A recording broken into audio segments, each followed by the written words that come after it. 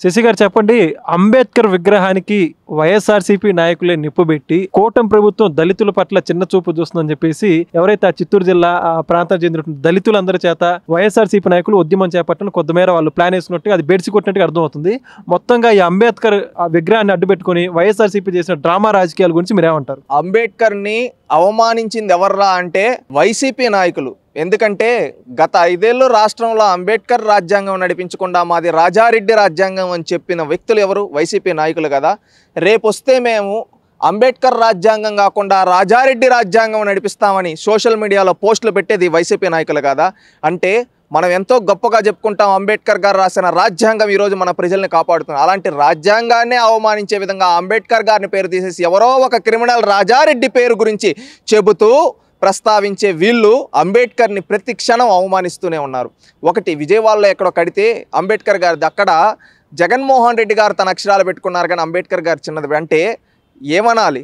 అంబేద్కర్ విదేశీ విద్య అన్న పథకాన్ని ఆనాడు చంద్రబాబు నాయుడు గారు అంబేద్కర్ గారి పేరుతో విదేశీ విద్య పథకం పెడితే ఆ అంబేద్కర్ గారి పేరును తీసేసి తన పేరును పెట్టుకునింది జగన్మోహన్ రెడ్డి కాదా? గత 5 ఏళ్ళు ఎన్నో దళిత వాడల్లో ఎన్నో ప్రాంతాల్లో అంబేద్కర్ విగ్రహాలని కూల్చేసింది ఈ వైసీపీ ప్రభుత్వం కాదా అన్నాడు? ఒక్కసారి ఆలోచించండి. ఈరోజు కూడా అదేవిధంగా కులాల మధ్య విద్వేషాలు రెచ్చగొట్టాలనే ఒక దురుద్దేశంతో నారాయణ స్వామి గారి అనుచరుడు వైసీపీ పార్టీ సర్పంచ్ కావాలనే దానికి నిప్పు పెట్టి ఒక కుట్ర కోణంతో చేశాడు. అది కూటమి ప్రభుత్వం అలర్ట్గా ఉండడంతో అది బయటపడింది. ఇప్పుడేంటి మళ్ళీ వీళ్ళకి కథ ఏంటి?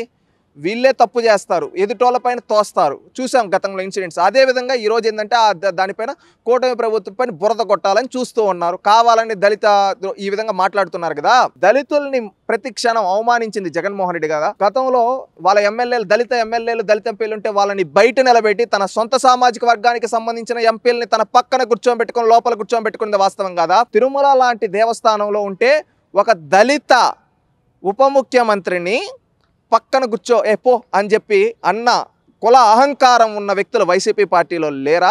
అదేవిధంగా నాడు దళితులను అవమానించే విధంగా మాట్లాడింది వాస్తవం కదా. నాడు అనేక మంది దళితులపైన దమన కాండ జరిపించింది వాస్తవం కదా.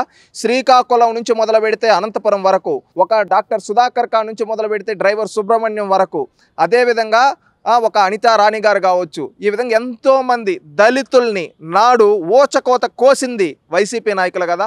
ఆనాడు కుల అహంకారంతో దళితుల్ని వేధించింది జగన్మోహన్ రెడ్డి కదా. జగన్మోహన్ రెడ్డి గారి సొంత నియోజకవర్గంలో ఒక దళిత మహిళ నాగమ్మ అనే ఆడబిడ్డ పైన అత్యాచారం జరిగితే కనీసం చర్యలు తీసుకోకుండా గాలికి కేసును వదిలేసింది జగన్మోహన్ రెడ్డి గారు కాదా? ఈ విధంగా చెప్పుకుంటే ఒకటా రెండా కొన్ని వందల ఇన్సిడెంట్లు ఆనాడు దళితులను అవమానించే విధంగా జగన్మోహన్ రెడ్డి చేశాడనే దానికి మన ముందు తార్కాణంగా కనిపిస్తూ ఉంటే ఈరోజు ఈ దొంగలు దాన్ని మాసిమూసి మారేడికాయ చేయడం కోసం ఈరోజు ఈ విధంగా వాళ్ళే కాల్ చేసి వాళ్ళే కులాల మధ్య చిచ్చులు పెడుతున్నారంటే వీళ్ళని ఏమనాలి? ఏం తీసుకొని కొట్టాలి? ఇలాంటి వాళ్ళ మాట్లాడేది. ఈరోజు అంబేద్కర్ గారిని అవమానిస్తారు, భారత రాజ్యాంగాన్ని అవమానిస్తారు, దళితులను అవమానిస్తారు. ఆనాడు దళితులకి 27 సంక్షేమ పథకాలు చంద్రబాబు నాయుడు గారు 2014 నుంచి 19 వరకు రన్ చేస్తే ఆ దళిత 27 సంక్షేమ పథకాలను రద్దు చేసి దళితులు పొట్టగొట్టింది జగన్మోహన్ రెడ్డి కాదా? దళితులకి ఆ రోజు అనేక పథకాలు కట్ చేసి దళితుల్ని ప్రతి క్షణం అవమానించింది ఈ వైఎస్ఆర్సీపీ పార్టీ. దళిత ద్రోహి ఎవరన్నా ఉన్నారంటే అది జగన్మోహన్ రెడ్డి అని ఈరోజు రాష్ట్రంలో ఉండే దళితులు అంటున్నారు. దళితులకి అండగా నిలబడింది తెలుగుదేశం పార్టీ. దళితులకు ఆత్మగౌరవాన్ని కల్పించింది. దళితుల్ని అసెంబ్లీకి లోక్సభకి స్పీకర్లుగా చేసి దేశ ప్రధాని రాష్ట్ర ముఖ్యమంత్రి సైతం లేసి అధ్యక్ష అనే స్థానాల్లో దళితులను కూర్చోబెట్టింది తెలుగుదేశం పార్టీ. అయితే అదే దళితుల్ని చంపి డోర్ డెలివరీ చేసింది వైసీపీ పార్టీ. అదే దళితుల్ని తలలపైన కారు ఎక్కించుకుంటూ వెళ్ళింది జగన్మోహన్ రెడ్డి. చంద్రబాబు నాయుడు గారు దళితుల్ని తన కారులో పక్కన కూర్చోబెట్టుకొని రాష్ట్రం కోసం మీకు అండగా నేనుంటాను, మీకేం కావాలో నేను చేస్తానంటుంటే అదే దళితుల్ని తన రాజకీయ ఉనికి కోసం తన కారు కింద పెట్టి తొక్కిచ్చిన వ్యక్తి జగన్మోహన్ రెడ్డి కాదా? ఈ విధంగా ఒకటా రెండా కొన్ని వందల ఇన్సిడెంట్లు ఉన్నాయి నాడు దళితులపైన జగన్మోహన్ రెడ్డి చేసిన అరాచకాలు. ఇది రాష్ట్రంలో ఉండే దళితులందరూ గుర్తించుకోవాలి. ఎందుకంటే ఒకటి కాదు రెండు కాదు వందల కేసులు. ఎందుకంటే ప్రతి క్షణం మనం చూస్తూ ఉన్నాం దళితుల్ని వేధించింది ఈ పార్టీ వాళ్ళు. ఈరోజు ఏంటంటే వాళ్ళకి ఓట్లు కావాలి కాబట్టి ఓట్ల రాజకీయం కోసం ఏదో ఒకటి కులాల మధ్య చిచ్చులు పెట్టారు. ఎందుకంటే నాడు తుని ఇన్సిడెంట్ చూసాం, కాపుల మధ్య రాష్ట్ర ప్రజల మధ్య చిచ్చు పెట్టడానికి ఏ విధంగా చేశాడు. ఈరోజు అదేవిధంగా అంబేద్కర్ గారి విగ్రహాన్ని తగలబెట్టి చిచ్చు పెట్టాలని చూశారు. బెడిసిగొట్టడంతో ఈరోజు రివర్స్ డ్రామాలు ఆడుతూ ఉన్నారు. దళితులను అవమానించిందైనా లేకపోతే కల్తీ లిక్కర్ అయినా దీంతన్నిటిలో జగన్మోహన్ రెడ్డి గారి పాత్ర ఉంటుంది, గుర్తుపెట్టుకోండి. ఈరోజు చంద్రబాబు నాయుడు గారు ఒకటే చెప్పారు, తప్పు చేస్తే తాట తీస్తా అని. ఈరోజు అంబేద్కర్ విగ్రహానికి ఎవరైతే నిప్పు పెట్టారో వాళ్ళపైన చర్యలు తీసుకుంటూ ఉంది కూటమి ప్రభుత్వం. అది చిత్తశుద్ధి.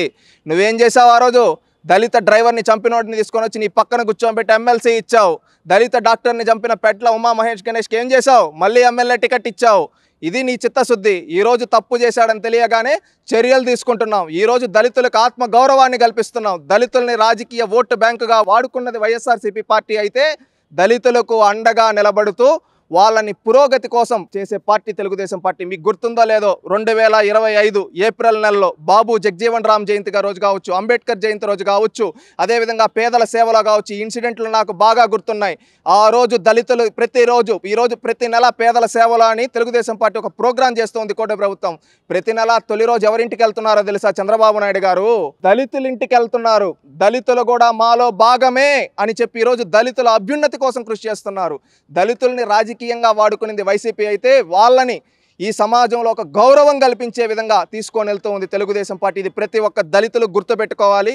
ఈ రాజకీయ ఉనికి కోసం దళితులను అడ్డుపెట్టుకునే వైసీపీ పార్టీని భూస్థాపితం చేయాలని మనస్ఫూర్తిగా కోరుకుంటున్నా. ఒకటి లాస్ట్గా ఫైనల్గా చెప్పేది ఏంటంటే, వైసీపీ ఎన్ని డ్రామాలు ఆడినా, ఎన్ని కథలు చెప్పినా ప్రజలు నమ్మే ప్రసక్తి లేదు. ప్రజలు క్లియర్గా ఉన్నారు, దళితులకు మంచి చేసింది ఎవరో, దళితులు పొట్టగొట్టింది ఎవరో అని. ఎందుకంటే ఆనాడు దళితుల్ని చంపితే కనీసం చర్యలు తీసుకోండి అయ్యా అని అడిగితే కనీసం పట్టించుకోకుండా ప్యాలెస్కే పరిమితమైన వ్యక్తి ఎవరు? జగన్మోహన్ రెడ్డి కాదా? అది రాష్ట్రంలో ఉండే ప్రతి ఒక్కరు గుర్తించుకోవాలని చెప్పి తెలియజేస్తున్నాం. Please subscribe to Leo news for more videos.